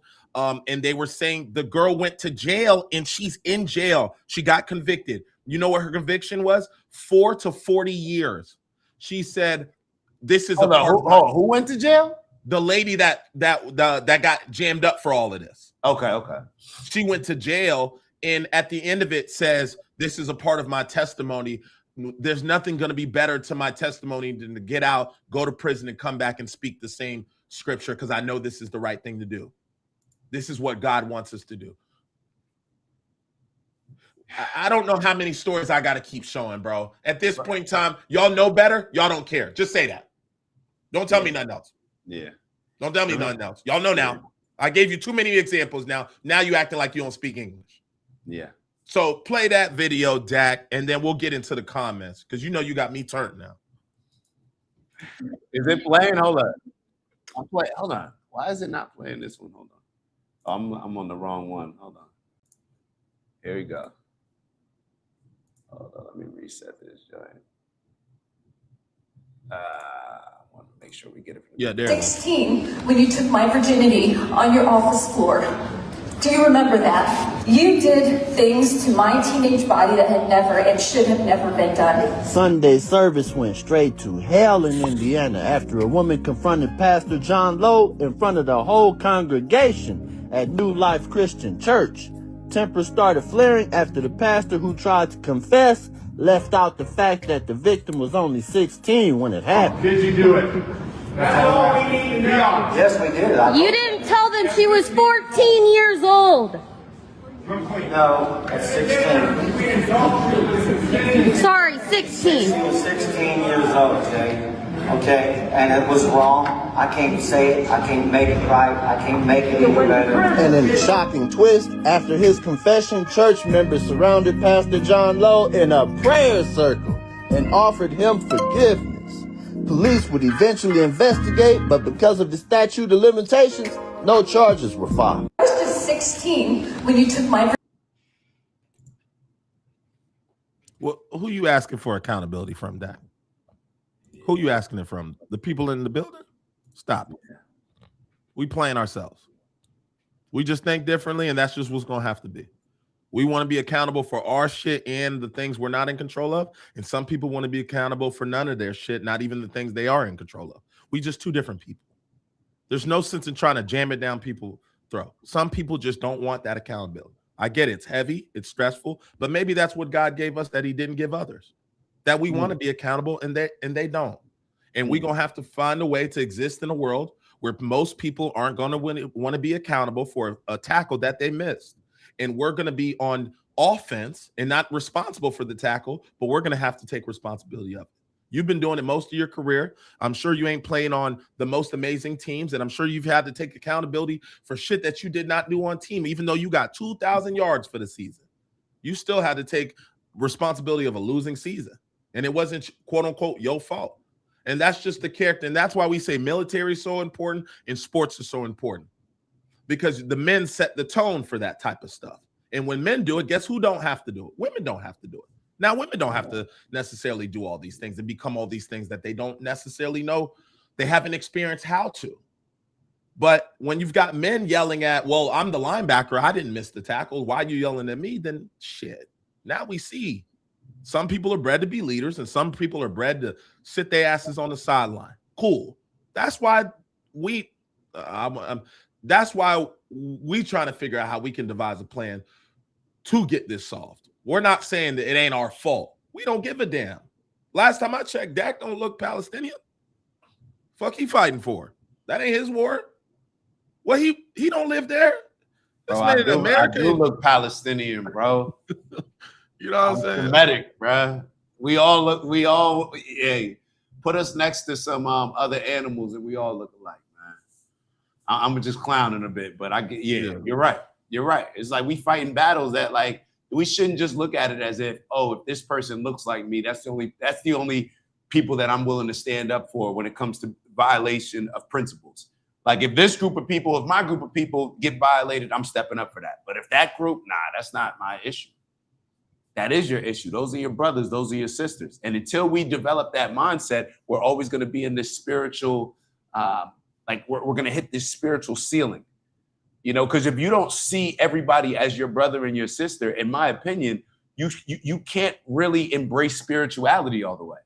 How can you embrace spirituality? It's supposed to be a relationship with God. So if you don't embrace the relationship with everything that God created, then how can you elevate your relationship and journey to God? You get what I'm saying? Like there's always going to be that ceiling. There's always going to be that barrier. Where it's like, oh, well, yeah, I don't see them as my people. So therefore, I'm always going to be spiritually blocked off at that point in caring about those people and holding my people and everybody accountable to the standards and principles that we live by. And Gleg, go to that video and go to the comments. Hold on. The one we was just watching. I think it's on the bottom. Is here? Go to the comments if you can. And just I can't really see it. It's a little. I can read some. Diane said, I'm so proud of that woman for confronting him. Where's the prayer circle for her? Somebody wrote, forgiveness isn't theirs to give. I agree. We should be proud of that lady. And this is why Trump will never be held accountable. Now imagine all the victims he has. She clearly was not the only one. They offered him forgiveness that is not theirs to give. Somebody wrote the Dave Chappelle, I guess this from the Chappelle show. Yeah. Imagine finally confronting the man who's caused you so much trauma and then the entire church gives him a pass. Laughing my ass off. Couldn't be me. If that was my daughter, he'd be dragged right out of the church and into the parking lot right in front of God. They prayed for him, ? As a Christian, I don't trust organized churches. They're too comfortable letting things slide. Dak, this is, as we typically speak on the pod, these are not our words. This is the response to it. We're just calling out what they're saying and saying, yeah, guys, we might have an issue here. Like, we might need to address this. This looks a little wild. Look at the comments. People are like, yeah, this is why I left the church. Why are people leaving the church? We don't think we have a problem. If I'm a part of the church, they're leaving it. Okay, what's going on? What we got to do? And I saw somebody in the comments earlier, I forgot who asked it. How do we know that it might have been Professor King. She says, it might, how do we know that they're not calling it out? They just because they're not, where is it at, Professor King? Because I told you I would come back to it. It was Mormons.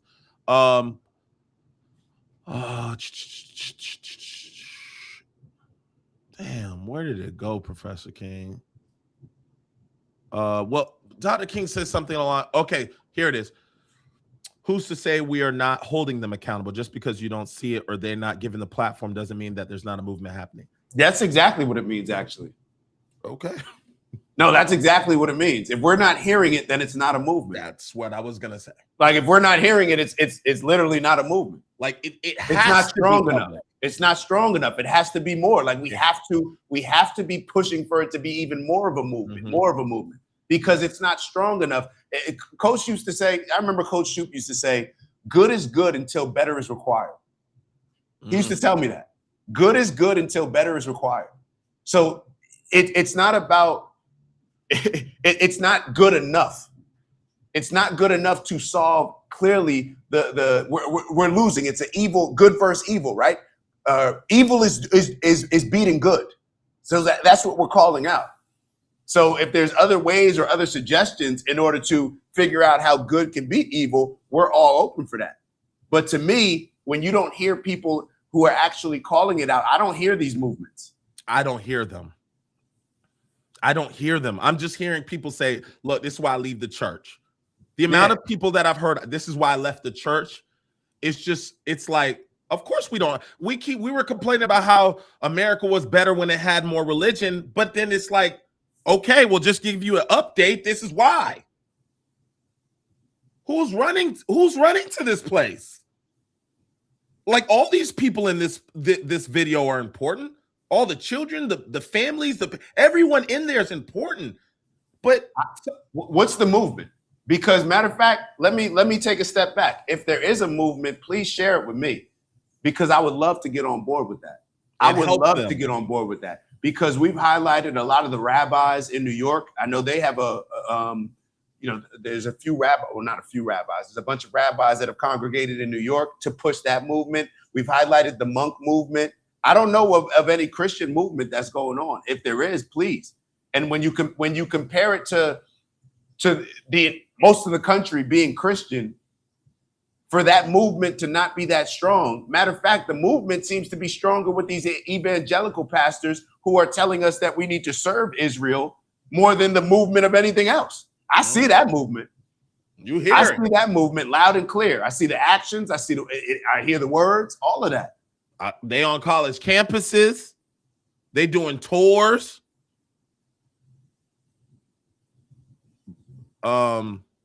People should be leaving bad churches to good ones. I agree, Robert. No, definitely agree with that. It's good to see Christians in the chat standing up for her. I would be interested in asking her how she felt that day. I think it's for us to see it on the gram. But when I watched the video, I think after the situation of those same men congregating around him, I didn't see I can only take a spoonful. I didn't see the whole video, but like people were saying in the comments, why is nobody surrounding her? Where's that daughter? What exactly is a pastor? Like, let me look up, like, by definition. Like, pastors and preachers and priests, like, they claim to be, like, what do they believe their role is when it comes to God? Hold on, let me look. I feel like it's like scripture arbitrage. Like, they're spiritual leaders and shepherds of Christian congregations, responsible for teaching, preaching, counseling, and guiding their flock to grow in faith. So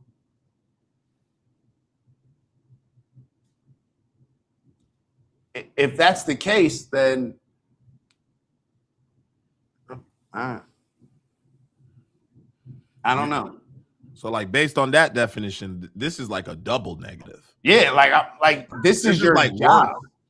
Yeah, You this don't is like accept, work. like this is it's like if the coach accepts the job. Let's say a coach is getting ready to accept the job at the New York Giants, and the New York Giants have a terrible team. You know, they haven't been winning, but this coach, he's auditioning for a job and he's saying all the things that he can do to turn the team around. The next year, if he doesn't turn the team around, he can't, like, you are responsible. You said that you understood the situation that you were inheriting and you wanted to lead. Nobody forced you to be the coach. Nobody forced you to do that. So now when the team is still not winning, you have to be held responsible for that. I don't understand how it would be any other way. You saw how they do that did that coach at LSU? You saw how they did that guy? Get him out of here. Oh, yeah. Lane. Or no, was it LSU? Yeah. Yeah, the older guy. They're like, get him out of here. I'm like, damn, they ain't even let Lane Kiffin finish the season with Ole Miss. Yeah. They're like, get this LSU guy in. Lane, we need you up over here, and you're not going to finish the season. Bro, it's different when you're in charge, bro. And I think this is the fine print that a lot of people may not be familiar with and may not realize. The fine print says you will be held accountable for all things you do as well as things you don't do. And if you're not ready to take on that role, you don't get to put the jersey on. Mm-hmm. That's cool. I agree. And Robert, to your point, you said Nick, I'm assuming you're talking about Nick Fuentes. For everybody else, Nick's church is Catholic and doesn't support Zionism. Catholic religion is on the rise among the youth. Why is a 27-year-old leading the charge on this? That's my question. Why is a 27-year-old leading the charge on this?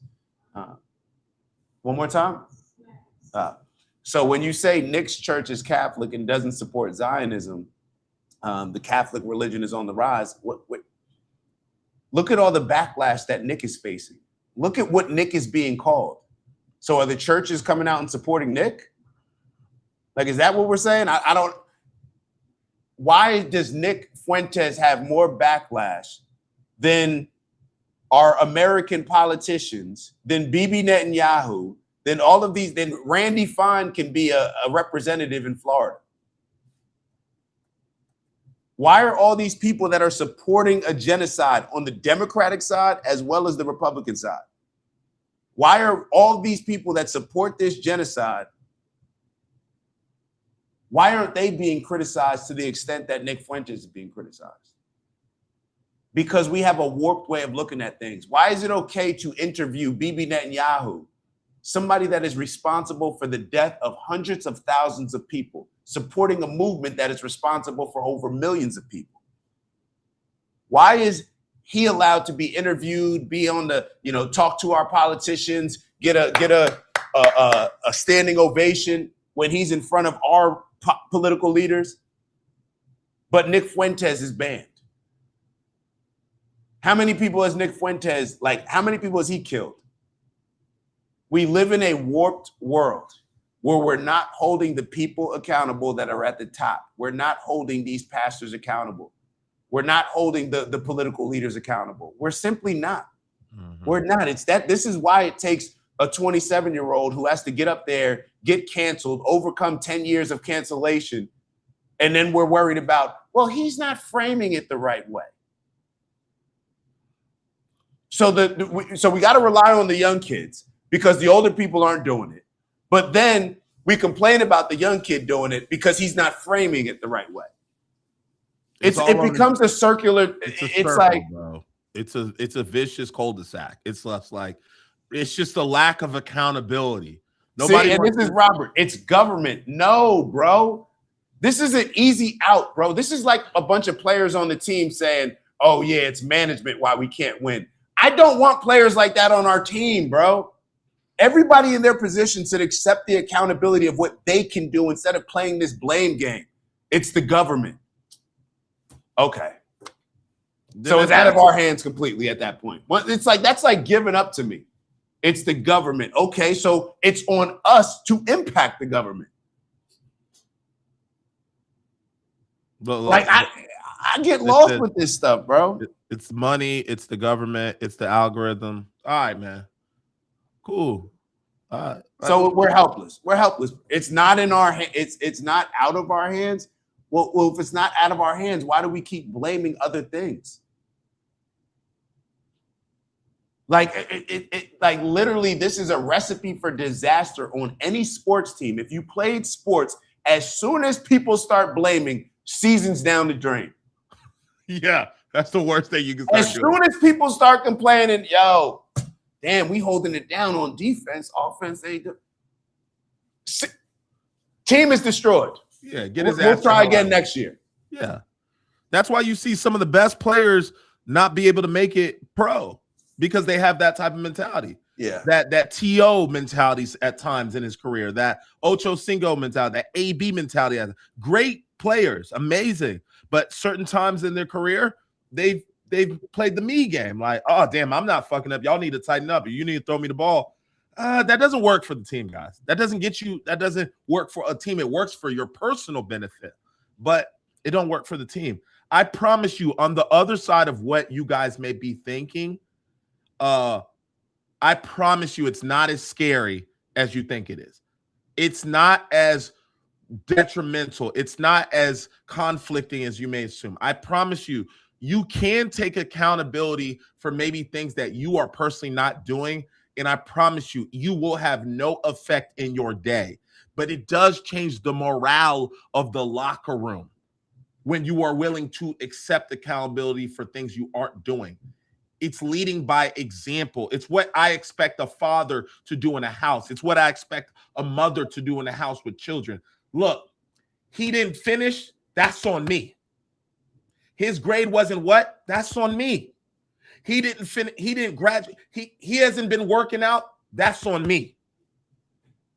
Like, I promise you, it will train you, and it will train your mentality, will train your nervous system, your psychology to start being a lot more accountable for not only yourself, but look, check it. When you start taking that level of accountability, you also start being able to hold people accountable and helping them raise to their highest potential. You don't always need the manager or the head coach in the room because you start taking on those attributes that allows my entire team to become better. So on weekends, on Saturdays, when our best teammate that we love so much, Derek Cox, is calling us on Saturday, he's like, hey, he's going first round, second round, third round. We knew he was going. He's calling the young boys and saying, ABK, what you doing? Come on, hit that field, baby. Let's get this work. Hey, Dak, where you at? We're meeting at 4 o'clock tomorrow. You going to be there or you going to be a square? Let me know. Let me know if you're ready to be great. And we all showed up because we all selfishly wanted to become better, but we also knew the importance of the morality of the team. That if I go to war with my platoon, my teammates, when we don't have the lights on and the pressure on, bro, when I get on that field, it was gang shit all the time. If I seen somebody hit another teammate, if he said some slick shit, I was ready to spin for anything because I sacrificed with these people on the weekends, Thanksgiving, Christmases. You're not going to talk to him crazy. That's my family. But look, you don't have this level of camaraderie because you guys aren't sacrificing together. You only want the benefits of the religion, but you don't want the sacrifices of the religion together. So you know what makes this difficult? It's being religious and taking accountability for the people who are putting the jersey on and not respecting it the way they should, and being held accountable for that and sacrificing together to come up with a solution together and coming out of this on top. Yo, Glay, I'm 100% with you. Hold on. Robert, big bro. So first, if you identify the wrong root cause, then you will not solve the issues. Robert, what is the root cause in your opinion? Let's go there. But then, Robert, to what you just said here, the most important thing for the youth is to unplug from social media and plug into who? The boomers? Who are they going to listen to? Who should the youth, if without social media, we wouldn't know what's going on with Palestine and Israel. We would still think a lot of shit that we thought. Our parents didn't teach us what was going on with Palestine and Israel. Y'all were oblivious. Y'all didn't realize that y'all version of social media was the news. But see, you didn't realize that because people are dressed nice, they got their suit and tie on. Those are the people misleading us and have been misleading us. The problem is not social media. Like the kids need to unplug from and plug into what? I understand what you mean as far as like, okay, social media, yeah, the kids are on social media too much. But let's not act like this is a social media issue. Let's not act like the kids are the problem as far as why we are in this demonic state of the world right now. It's not the kids being on social media. That's not the problem here. The problem are if you're over 50. If you're over 50 right now, you should be looking at yourself as the problem. How did we get here? Not blaming the kids on social media.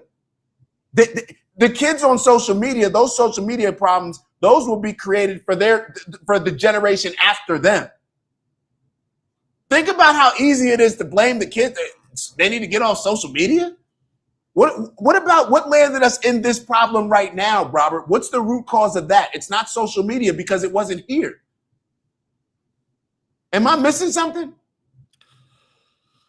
Here's Unc had something to say. This is good. Your boomer parenting mentality. Take social media away. Yeah, that's always the answer, right? It's always social media. But Unc said something. It's always the parents' fault. I'm assuming Unc probably like, yeah, it's always the parents' fault. Like, I think, I don't think that is sarcastic. Yeah. And then and I like what you're saying with that. It's like back, like let's rewind this, right? At one point in time when social media wasn't the thing, what were they complaining about then? Oh, the streets, the corner, the guys on the block. When you guys have a substantial figure in the home that has more influence, social media can't hold a candle to a grown-ass man in the home being a father.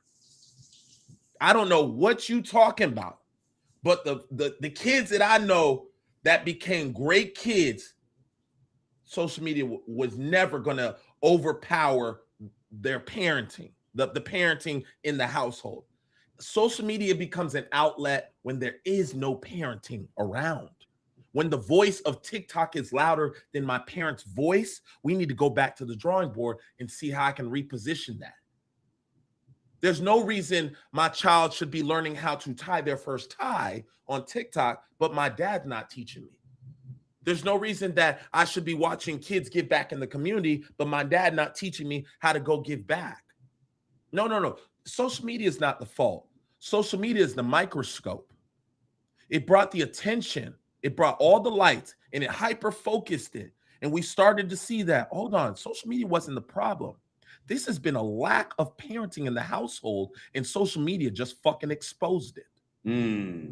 It just exposed that our kids don't have anything to do for 23 hours of the day, so their hands are in their fucking phones. You know why? Because we're not with them. Why? Because maybe we're grinding. And I'm not saying it's a fault in a negative sense. Maybe there's reason to it, but that doesn't mean you don't have to accept accountability. Just because a father is at work does not mean it's okay to not be there. Don't make cherry-picked excuses and say that it is what it is. If you're working, whatever you're doing, it's going to have a response to it. And so social media took up time that once families used to do together, eating at the table, spending time teaching my kids this, spending time telling them about politics, telling them about religion, showing them about what's good, how to speak, how to communicate, public speak. These are all things that parents used to do. The only reason the kids are running to social media because their parents weren't teaching the things that they're learning so much on social media now. My question is, if social media is the problem, then what was your generation's problem? Like, what was the boomers generation's problem? Because y'all didn't have social media. Y'all had, as y'all say, more religion. So how did we get here? How did we arrive at this particular destination? It's not social media. Without social media, you know what we would have had? We would have had everybody 2020 getting the jabs because of how our parents' generation look at doctors and they trust everything that, oh my God, Anthony Fauci said it. He's the infectious disease expert, the one that never did a fellowship in infectious diseases. Yeah, that's the guy who's telling us we should take this, so therefore we're just going to take it. All the boomers scared. They scared y'all into taking these things. Without social media, we wouldn't have had a place for people to step up and speak out against it. All these different things that occur. What do you like? Social media for all the problems that I think that are occur with, you know, for this generation, and I guess only time will tell. A lot of the problems that we say and identify with a lot of these kids in social media, we haven't seen those problems really play out. We've seen the problems play out of the previous generations. We're living in them. Yeah, we are the yeah, like we're living in them. So it's like you can't. But once again, Robert, and Robert, this is the second day in a row where I asked you something where you haven't fully addressed it. I asked, what's the root of the problem? You said, you made the statement saying that we can't actually solve the problem until we know the root cause. So what's the root cause? What's the root cause? I like this. Educate, Dak. I like this. Educate and guide kids how to exist in this new world rather than constantly taking away to make it more like when you were a kid. Yeah, we gotta I like that. The present. I was watching this Blueface interview with Shannon Sharp, and I haven't seen it, but I saw it trending. I'm impressed by that young man. Oh, and he switched up? I'm impressed. I didn't know a lot about him before. I know he had some wild situations before that.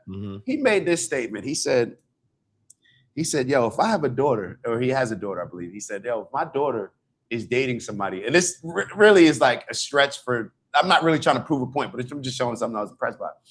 He said, if my daughter has a boyfriend and the boyfriend's a crackhead, he said, you think that I'm going to, he said, the natural response, or he said, you think I'm going to, and this is where my mind went, like, I'm not going to allow my daughter to be around that, to be in a relationship with a crackhead, right?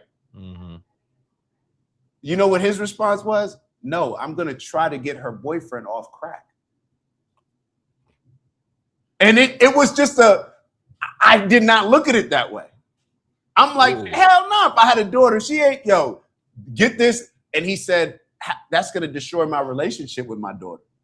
And then as I push her out, what do you think she's more likely to be a part of? She's going to now become a crackhead because, and it was a total mental shift where I'm like, yo, I just wasn't looking at it that way. I see why you like that, Dak. You see what I'm saying? I'm like, yo, that threw me off. And I'm probably stretching here, but it reminds me of like the old school way of looking at things versus adjusting to the days and times. I think that's what the comment that you just read, that's what made me think about it. He's like, no, like I'm going to, keep. It's like teach them how to act and be safe outside the house. Same mentality today with social media. But but teaching them how to. It's just a different way of looking at something. You know what I'm saying? And I was impressed by that because I'm sitting there like, hell yeah, my daughter ain't gonna be with nobody. Like, are you bugging? Like, he said, no, I'm gonna try to get the kid off crack. And I was like, oh, how is that? Why is that not the first thing that I thought of? Think about it. Why? I assume you didn't think about it. That's how I was when I first. You know what I thought of as you were saying that? You know how that trend on TikTok was going around where it's like, make them guess your next move. Yeah. Like, you know how? No, I don't know about it, but go ahead. Yeah. Well, there's like a trend to like keep them guessing. They play like the Kodak Black video in the back of music in the background, but basically what you would expect to be done, they do something opposite. Yeah. And they basically, that's the trend. Like, don't let them know your next move type shit. So it's like, if you open the door, you'll like turn around and go the other direction. Or if you jump in the car, it's like you'll a like funny go out thing. the other side just to kind of keep a trend. Yeah. But as you said that, I already knew where you were landing the plane in my head. Yeah. So I'm like, oh, he like, what the fuck is that? And then you were like, no, I'm gonna help get off car. I was like, yeah, that was a different place. Like, I thought you were over here. Yeah, I'm at the wrong airport. you completely pulled the rug. I was like, oh, yeah. And I'm like, you know what? You right.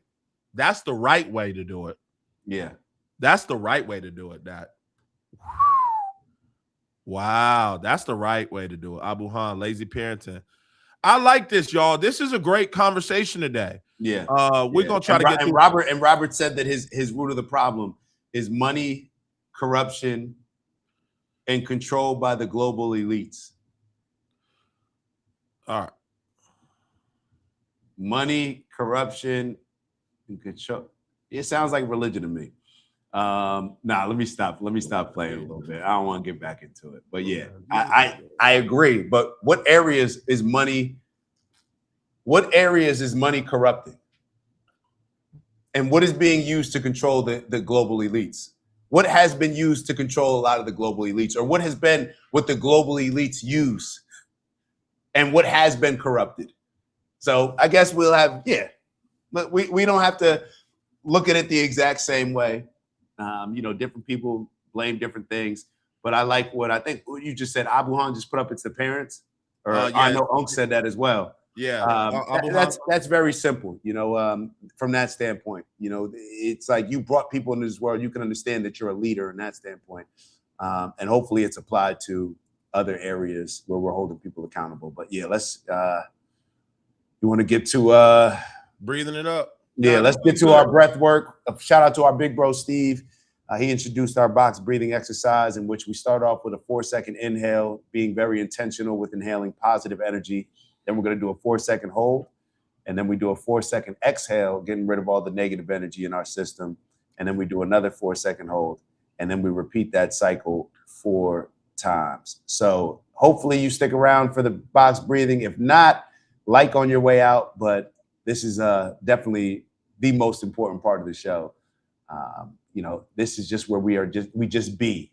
They talk about that in the Bible. Just be, like, be calm and let God. I forget the exact scriptures. Y'all probably know. But this is just, on that note, if you're in a safe place, close your eyes. If you're not, then definitely don't. I'm going to be closing mine. Ready? Let's begin with a 4-second inhale. Go. Hold. Exhale. Hold. Inhale in positive energy. Hold. Exhale the negative. Hold. Inhale. Hold. Exhale. Hold. Keep holding. We're getting ready to do our last cycle. Inhale and that positive energy. Ready, go. Hold. And we're getting ready to release the last bit of that negative energy, get it out of our system. So that way we're just circulating positive energy. Get that negative out. Ready, go.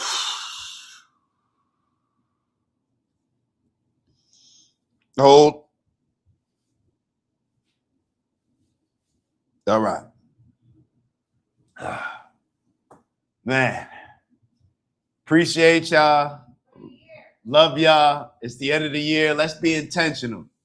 Let's be intentional, man. Let's challenge ourselves, raising our standards to become the best leaders we can become, to become the best or to grow into the individuals that we need to become in order to affect the change that we want to see in this world. All right. So strength and honor, onward and upward. Let's get to that bag. Let's figure out what's going to be our 2026 bag. What are going to be the things that we focus on to make sure that this time next year, we're able to celebrate and say, this is my greatest year ever. We accomplished all these amazing things. We're moving in the right direction and we're checking things off of our checklist. All right. The things that I'm going to be focused on to make sure that I'm living a purposeful 2026 and accomplishing my goals with the right efficiency and right on the right trajectory, I should say. I focus on peace, love, happiness, health, wealth, and everything we do, integrity. And we got to add that balance there. And perhaps, Glay, your word will be the 2026 word, man. Damn.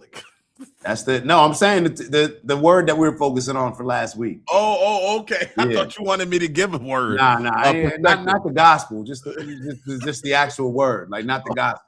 Oh, yeah, the perspective. Yeah, perspective. So you choose, man. Be intentional. Take some time throughout the day. Write down, like, yo, what are my goals? Look at the last year. Create a vision board.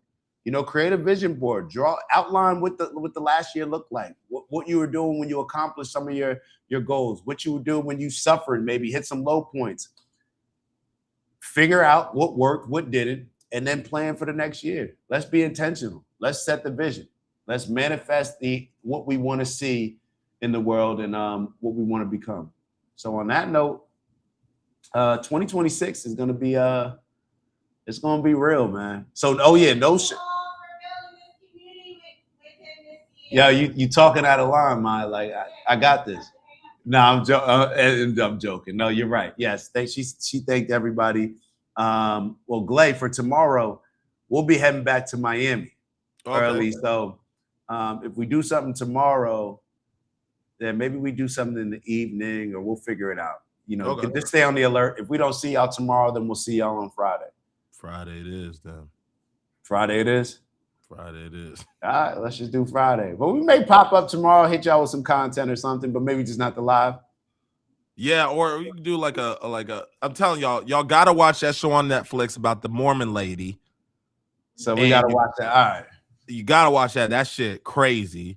And then you gotta watch the one on Netflix called The Roots. Mm-hmm. And then that should be a good start. All right. Yeah, so that's all I got on my end. All right, let's get to it, Glay. All right, I'll see y'all soon, man. Happy 2025. Let's finish that off, and then we're hoping that everybody has an amazing 2026, man. Let's just take some time, man. Take some time to just kind of meditate on this year and moving into the next year. Really be intentional with it, man. And shout out to Big Bro, always coming through. Hit us with the Happy New Year, all. Thank you, Big Bro. Appreciate you Big always. Bro. Appreciate everybody, man. The dialogue. My bro Finn, he created a X or a Twitter X. Just all he's doing is reposting our stuff, bro. All he's doing is reposting our stuff. My fault. I'm covering the mic as I'm talking. I'm thinking we on our way out, but we appreciate everybody. Unc been rocking with us. Steve, Professor, Phyllis. See, that's why I shouldn't have started naming names. Queez, of course. Bonds. Don't know how to end my parents, Abuhan, Maya, who we leaving out? Antonice. I'm out, man. Connor, hold up, man. Like, yo, we appreciate y'all. And if we left out anybody, Paula, everybody, man. Glay, come on, Glay, you could be out. Come on, we gotta show everybody love. The El Relly, the Cloud Bloom. Come on, man. Come on, hold up. Cloud, I didn't even see Cloud came through. Yo, I didn't even see this comment. I would have definitely highlighted you. You gassing me up, man. I missed this one. But yeah, we'll see y'all next year. Ew.